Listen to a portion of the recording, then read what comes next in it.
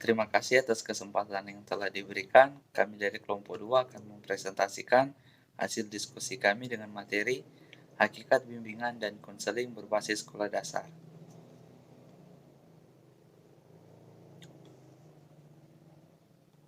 Dengan mata kuliah bimbingan konseling dan dosen pengampu Prof. Dr. Johannes F. Senduk, MPD.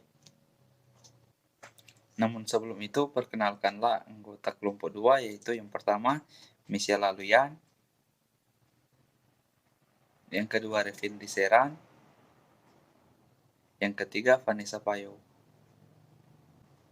Sekarang kita masuk pada materi yang pertama, dan materi pertama akan dibawakan oleh Michelle Laluyan. A. Pengertian bimbingan dan konseling. Bimbingan dan konseling adalah upaya sistematis, objektif, logis, dan berkelanjutan, serta terprogram yang dilakukan oleh guru bimbingan dan konseling atau konselor untuk memfasilitasi perkembangan peserta didik dalam mencapai kemandirian.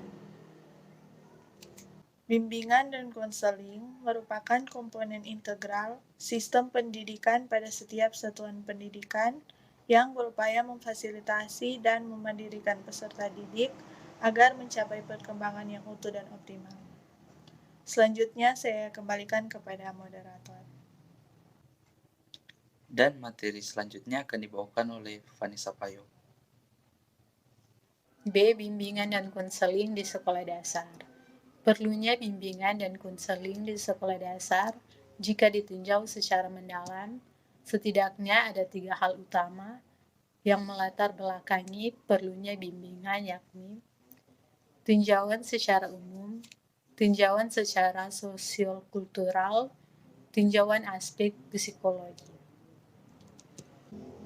Ada 5 hal yang melatar belakangi perlunya layanan bimbingan di sekolah, yakni pertama, masalah perkembangan individu, kedua, masalah perbedaan individual, ketiga, masalah kebutuhan individu, keempat, masalah penyesuaian diri, kelima, masalah belajar. Selanjutnya saya kembalikan kepada moderator. Dan materi selanjutnya akan dibawakan oleh saya sendiri. C. Fungsi bimbingan dan konseling di sekolah dasar. Menurut Sugio, tahun 1987 mengatakan bahwa ada 3 fungsi bimbingan dan konseling, yaitu yang pertama, fungsi penyaluran, yang kedua, fungsi penyesuaian, dan yang ketiga, fungsi adaptasi. Pertama, fungsi penyaluran.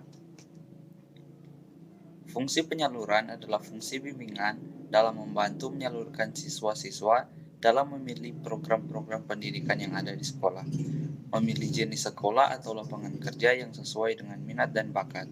Di samping itu, fungsi ini meliputi bantuan untuk memiliki kegiatan-kegiatan di sekolah. Yang kedua, fungsi penyesuaian. Fungsi penyesuaian adalah fungsi bimbingan dalam membantu siswa untuk memperoleh penyesuaian pribadi yang sehat dalam berbagai teknik bimbingan, khususnya dalam teknik konseling.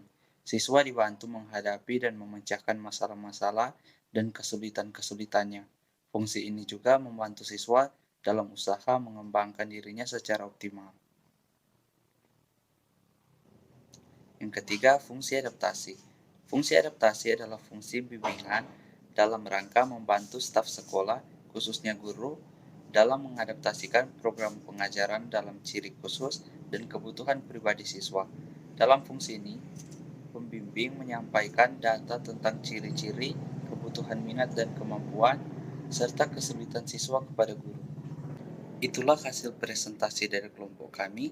Jika ada kesalahan dan kekurangan dalam penyampaian materi, kami mohon dimaafkan. Terima kasih.